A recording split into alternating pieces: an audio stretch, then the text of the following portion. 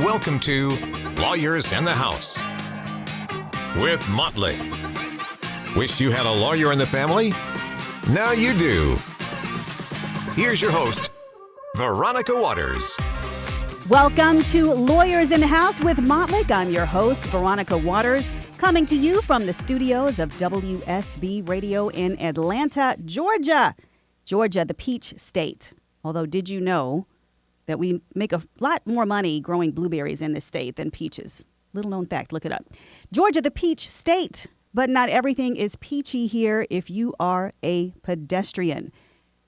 Georgia is the 9th most dangerous state for pedestrians. And in fact, the CDC says in 2020, there were 104,000 emergency room visits of pedestrians. Nearly 250 died. The CDC says here in the United States, about one pedestrian died every 75 minutes. It is clear that there is a danger out there on the streets, and pedestrian accidents and safety are what we're talking about today. Here to walk us through, see what I did there? Here to walk us through this information, two dynamic attorneys from Montlick Injury Attorneys, two of my favorite people already in the entire world. Pedestrian accidents, the topic today. Ellen Forrester. Good morning. Good. Ellen Forrester, who knew from a very young age that she wanted to have a positive impact on people's lives. And since then, fast forward to today, she has spent thousands of hours fighting for her clients in a courtroom. And in fact, she is as comfortable in front of a judge and jury as she is out walking her Great Danes. That's right. All right. Yes, Ellen's ma'am. been practicing law since, fill in the blank. 2013. And she's been at Montlick since 2019. Okay, I didn't know that was going to be such a hard. That was a lot of recall. Well, there were years in there that don't count anymore, right? They don't. So it's you got to roll back beyond that. Okay, so at Montlick since 2019 and has racked up some very meaningful and creative wins. Absolutely. For her clients in that time. Fans of the show already know our next guest. He is Jason Saltzman, who was one of our 3 stars on the very first episode of Lawyers in the House. Ooh, so glad to have you back, Jason. Jason has been working at Montlick since 2007. Yes, from before I went to law school, and then became a lawyer in 2012, right. Yes. So he's got a long history with Montlick. You may remember that there are a lot of family ties for Jason at Montlick, and he is known for his near complete recall of facts, his attention to detail. Those who know Jason call him a fierce lawyer, and he has made a name for himself. He's been named a super lawyer rising star recently, and he's landed some 6- and 7-figure results for his clients, for whom he fights so passionately. Jason and Ellen, thank you for being in the house. Awesome. Thank you. Thanks for having us. I have got to get into letting folks know a little bit more about you because in getting to know you, have just fallen in love with both of you. Ellen, I want to start with you to ask you what really drives you. What got you on your path once you realized that you couldn't become a professional hippie with her own ceramics conglomerate? That's right. So I have always wanted to help people. I have always wanted to build community and to help people actualize their best selves and to just make the world a better place, as cheesy as that might sound, because I think there's so much potential in all of us to positively impact not only ourselves, our families, our communities, but each other as a whole. And becoming an attorney was a natural fit for that, because there are so many opportunities in the law to profoundly impact individuals in their lives, in the moment where they are. I think that's true for attorneys, especially because we meet people oftentimes on their very worst day, and you get to be the person with them on their very worst day saying, I am here for you, I am on your team, I am going to walk through this with you and see you through this dark time in your life. And so that's something that I feel really, really passionately about. I think passion is the word that comes to mind when I think of both you and Jason. Mm-hmm. And I've mentioned before, Jason, and we've talked about the fact that you have family ties, but I am curious to know what else may have driven you into the field of law, because the family ties could mean something. A lot of folks want to follow in our parents' footsteps. Your dad's been at Motley for decades. But what drives you? It's always about helping individuals, because most of the time the people that we're helping are we're helping them in an adversarial situation against very large corporations. So I've always wanted to kind of be on the side of the little guy. On the side of the little guy. I love it. And clearly, with your track records, the little guys are happy to have you there. Mm-hmm. We're talking about pedestrian accidents. Imagine being out for a stroll, walking your dog, you're running an errand, you're taking a jog, and you're looking both ways.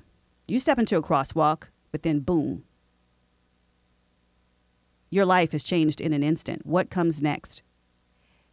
Let's start off by easing into this one. What is exactly a pedestrian? Can somebody define who's a pedestrian? So I think that the definition of pedestrian changes, right? So it changes from and circumstantially, right? And so Jason, I think give them a little bit of a rundown about that, because you're really articulate about that when we talked about this before. So most of the time, pedestrian is just someone walking either on a crosswalk or down the street, hopefully legally in either some type of sidewalk or something, and they're not just standing in the middle of the road. But we've also seen these ambiguities over what constitutes a pedestrian. What's a skateboarder? What's a person on a scooter, right?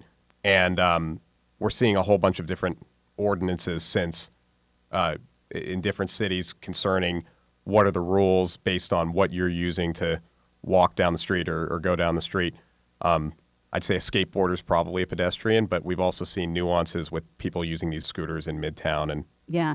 So does the pedestrian... What was Shades that? of gray. Mm-hmm. Shades of gray. How much more challenging is that for you guys? If there's a changing definition like that, I mean, well, the definition for us is that our clients who are injured are always pedestrians. Right. Okay. So that's I think Jason would agree, right? That like when you're making these arguments to an insurance company, I don't care if they were riding, a broom, right? Flying a broom down the street. Like they're a pedestrian. They were not on a motorized vehicle, and your insured hit them, and so they're a pedestrian. Exactly. Mm-hmm. Yeah. I mean, a person getting hit by a car when they're not in a vehicle is usually when we're going to try to argue that they're a pedestrian. Mm-hmm. Although that doesn't extend to bicyclists, even though it's not motorized. Correct.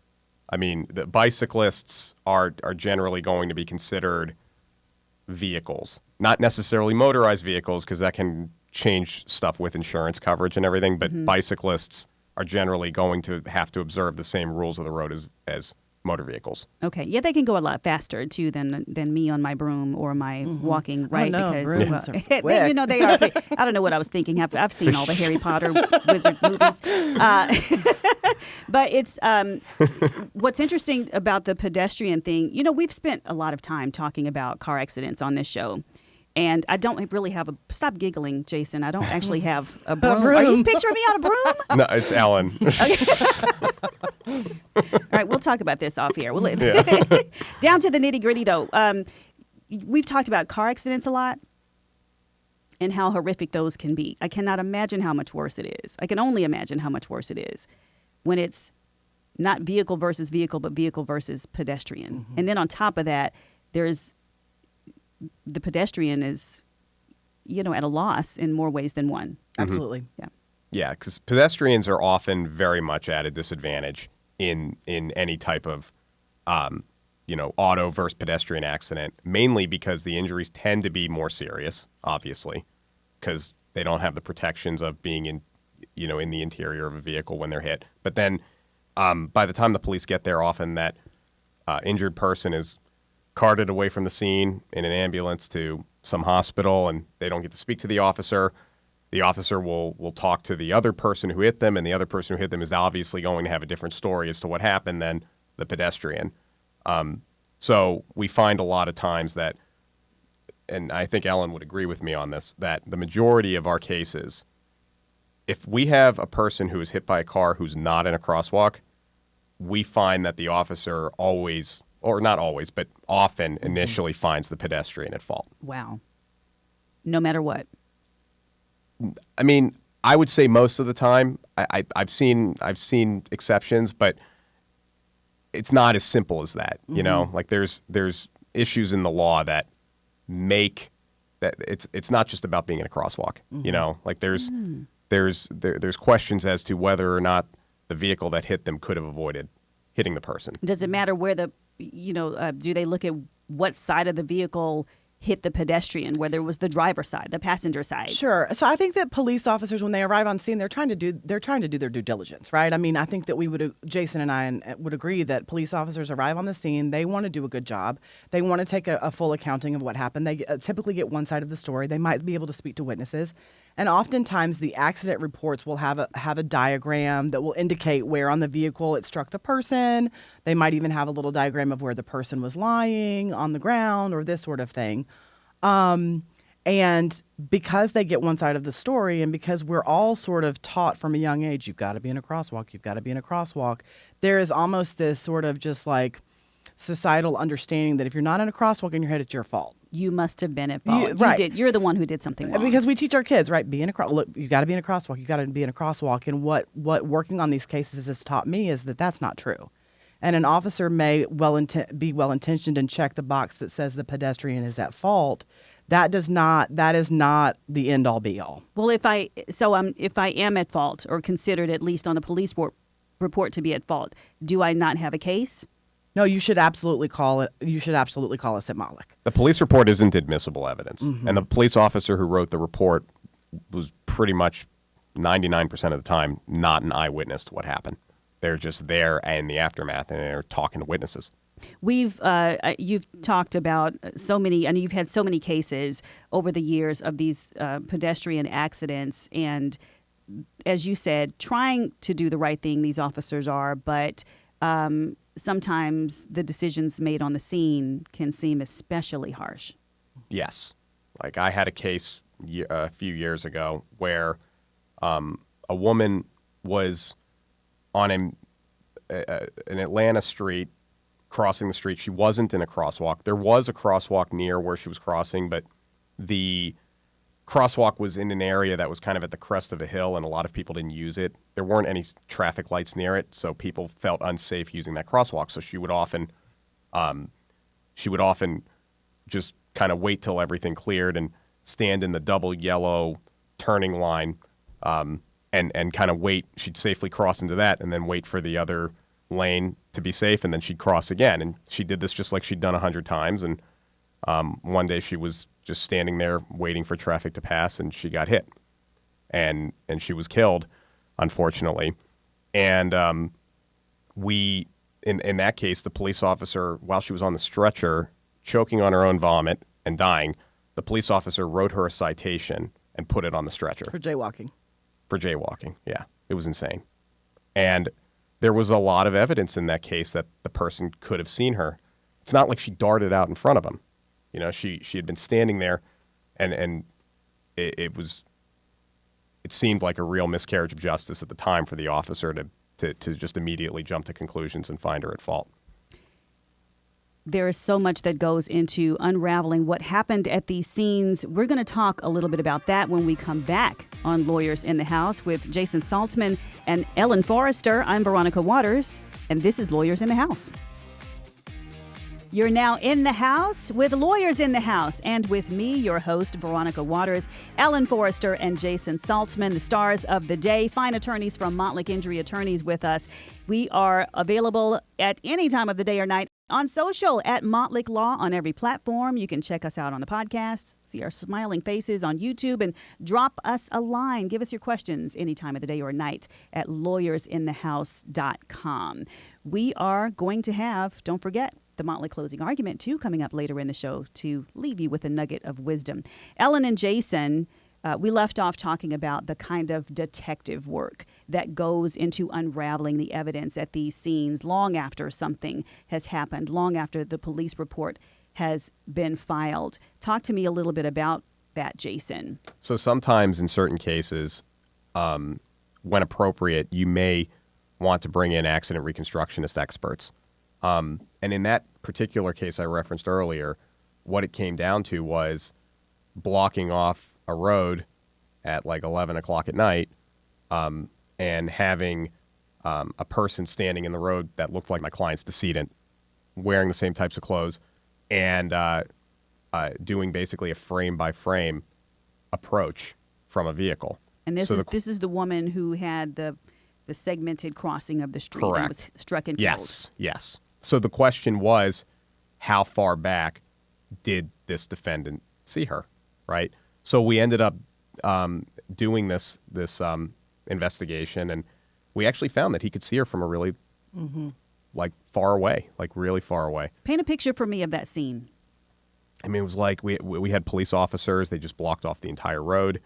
We had several people who were part of the crew that we had hired to do this. And it's important to have the types of resources to do this in certain cases, because you can really make a huge difference in proving your claim by being able to show or being able to show that an eventual jury that person could have seen them. Well, it's a necessity. It's a necessity to have the resources, and Mottlick has the resources. That's one of the reasons that I love working at Mottlick & Associates, is because we have the resources to do the work that is absolutely necessary, especially in these kinds of cases. Right. So when you want to reconstruct an accident at 1 a.m. on one of Metro Atlanta's most Busiest streets. Yeah, thoroughfares, you've got the folks there, the resources to pull it all together and to really prove your case. And were you successful, Jason? We were in that case, yeah. Because we were able to show that this defendant had been able to see her and could have taken some type of evasive action to avoid her. What role do you think that accident reconstruction played in that? Oh, it was everything. It was the whole case. All right, pedestrian accidents, what goes into investigating them? We got a behind-the-scenes look. Thank you so much, Jason and Ellen, for sharing that. Still to come, why pedestrian accidents are the perfect storm. This is Lawyers in the House on WSB. Come on in. The door is open. This is Lawyers in the House with Mottlick on WSB. I'm your host, Veronica Waters.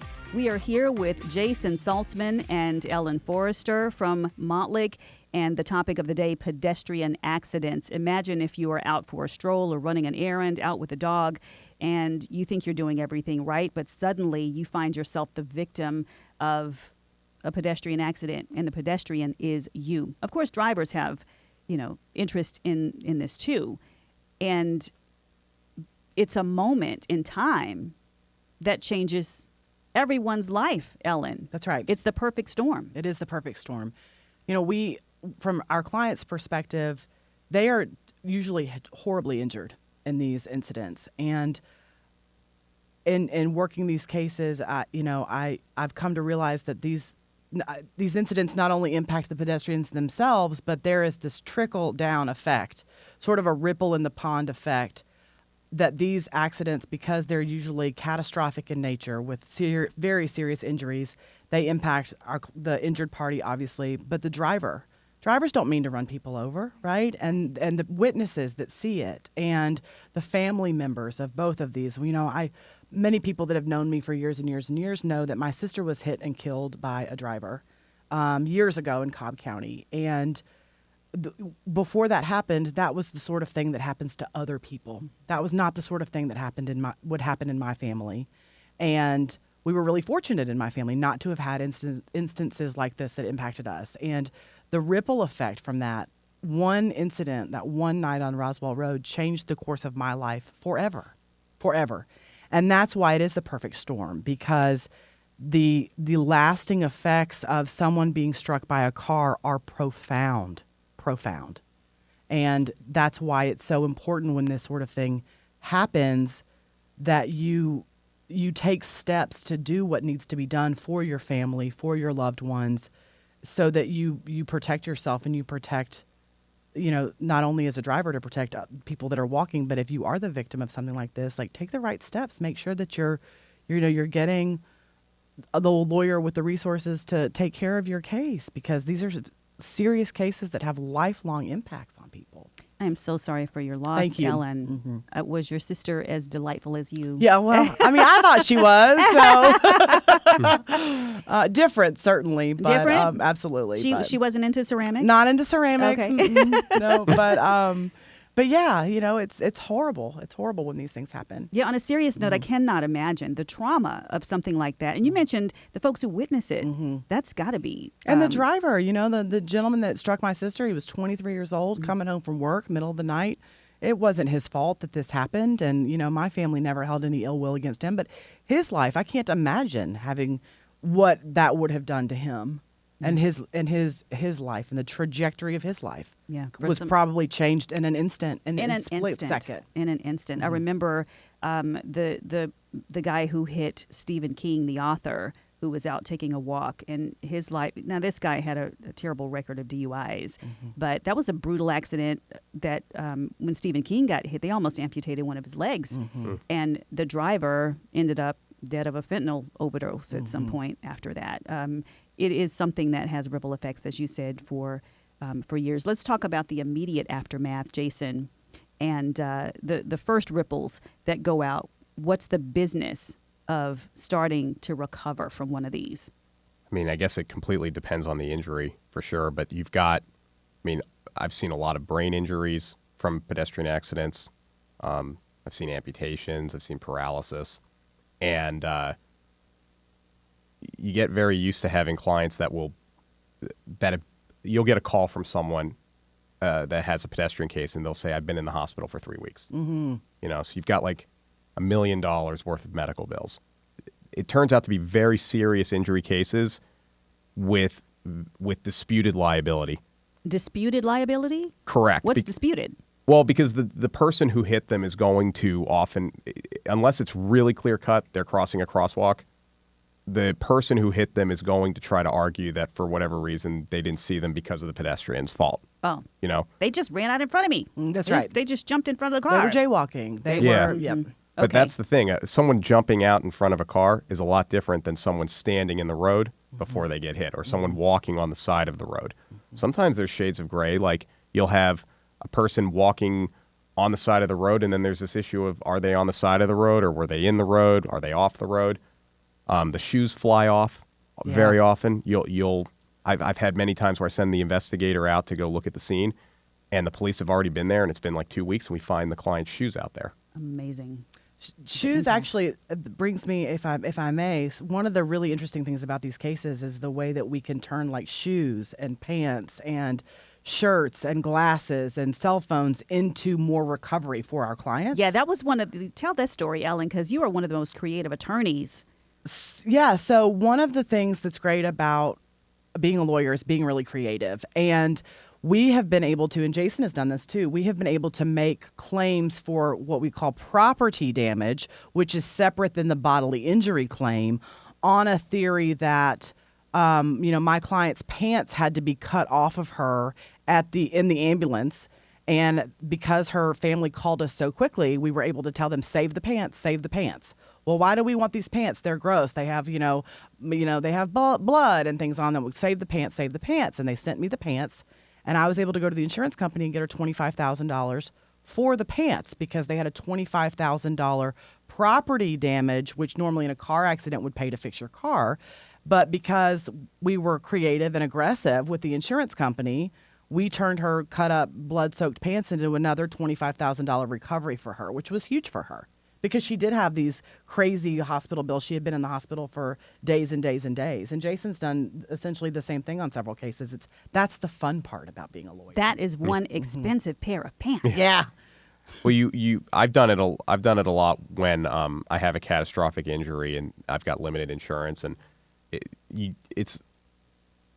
can do it a lot more when there's very serious reckless conduct by the defendant. If you've got a DUI or maybe even a hit and run, where you can argue that you've got this underlying claim for these damaged clothes, and then you can also claim punitive damages, which are damages to punish, in order to get that extra money. So, like, I think what happens is a lot of times if you've got really severe facts where you can argue recklessness or gross negligence, it's important to be creative sometimes to maximize the value of your client's case. Because if that person has state minimum coverage, you may be able to get them more just by being able to allege punitives or on some other underlying claim that you can also pursue. I did it once with a plastic ring that someone got from like one of those quarter machines at like one of those vending.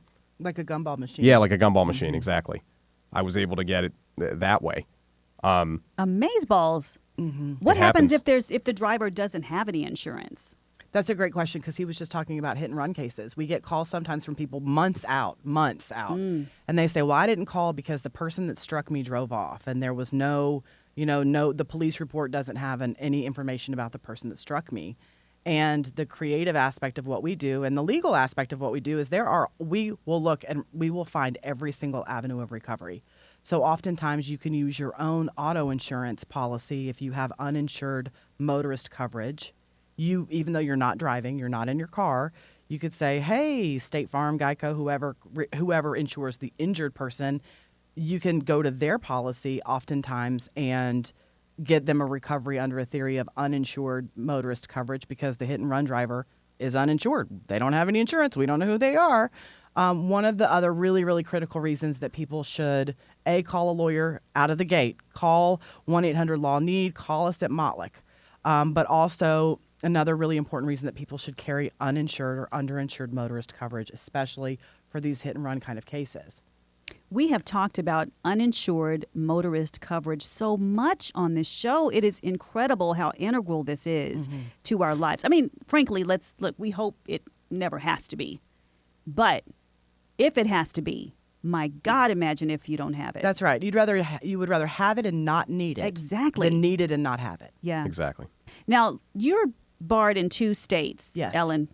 Meaning, Don't yes, come like here. No, I'm allowed to go there, You so they can haven't go. You barred can visit. me. You could buy a house. But you're a member of the bar. Let's say. I do. I have a law license in both Tennessee and in Georgia. Are the laws pretty much the same state to state? Laws vary state to state. So one of the great things about working at Mottlick and Associates is that we have lawyers at our firm that are barred in multiple jurisdictions, that are licensed in multiple jurisdictions because we are a national firm. And so we can give you a consultation very quickly about, I have had pedestrian cases in Alabama. I've had pedestrian cases in Tennessee, Georgia, Florida. And we know we have the resources in place to assess every case as the calls come in. So we would certainly encourage anyone, no matter where this happened, call us.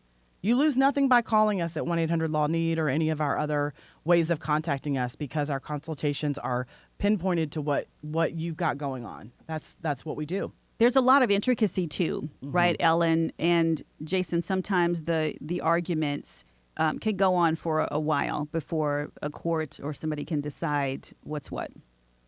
Yeah. I mean, a lot of times you end up. I mean, you can end up in litigation where you're just pursuing that case and then it settles, or you can end up ultimately going in front of a jury on these things, and you never really know how it's going to pan out. A lot of times, if you have something where you've got a really catastrophic injury and you've got minimum policy limits, a lot of times insurance companies are going to want to pay those even though they dispute liability because they don't want to run the risk that they're going to get an excess verdict, which would be a bad faith claim against them by their own insured.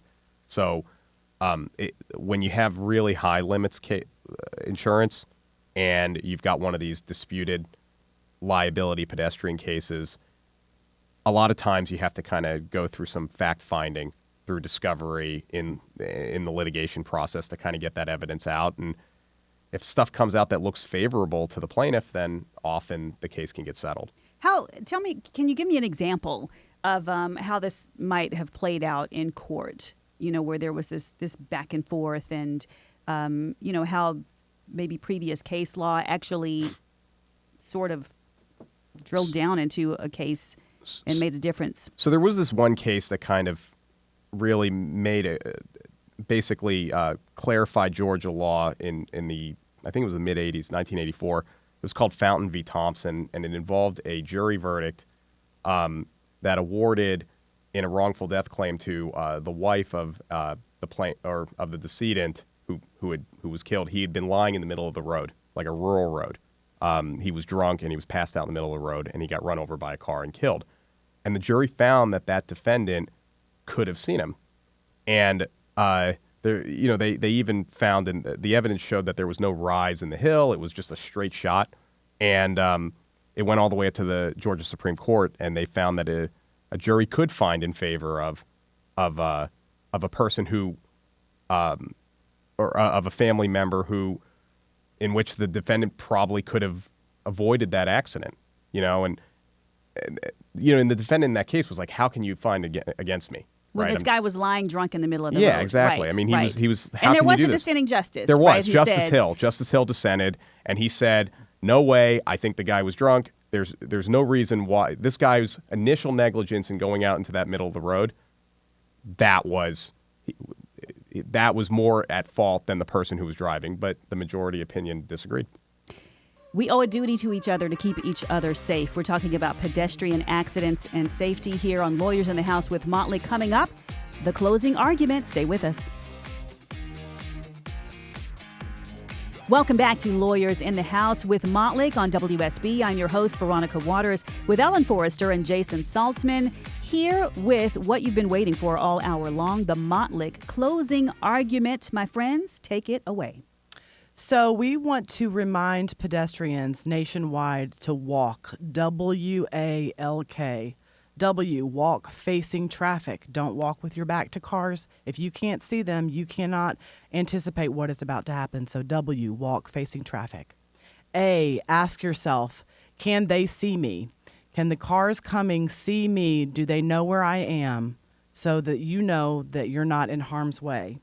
A, ask, can they see me? L, look for the best place to cross the street. Most pedestrian accidents occur where there is not a crosswalk, when people are crossing the street at places not marked for crossing the street. So always L, look for the best place to cross the street. And K, keep all of your senses open while you are walking. Headphones, they block your ears. You can't hear what's happening.